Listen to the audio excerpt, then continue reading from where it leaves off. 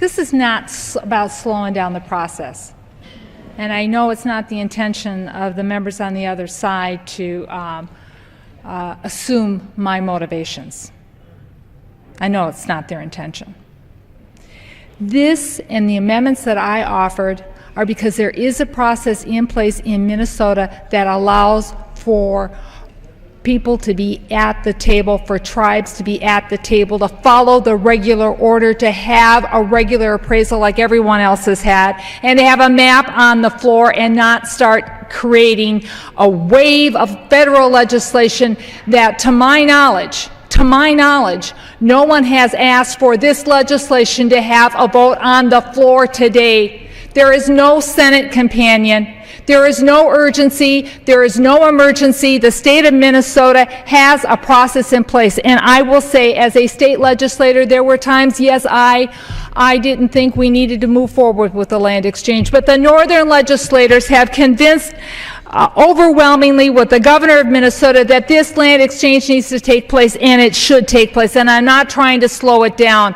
I am trying to take this bad legislation and put it aside and let the good legislation and let the regular order that the state of Minnesota has established in order to have these lands exchanged move forward.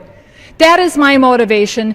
Good legislation, not for the first time in the history on the floor of this House, passing a land exchange without a map, and for the first time that I've heard, not use the regular federal standard appraisal process. It sets a bad precedent. And I don't think anybody is out to do wrong by the school children of Minnesota.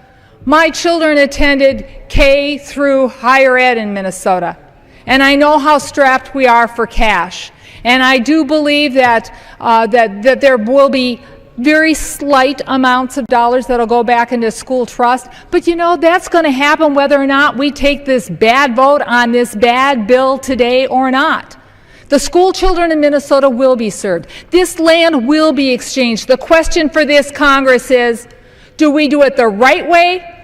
Do we do it the wrong way? Do we set a bad precedent for future land exchange bills? Or do we make sure that we allow a fair, open, transparent process that started in Minnesota, finishes in Minnesota? With that, I yield back. Gentlemen.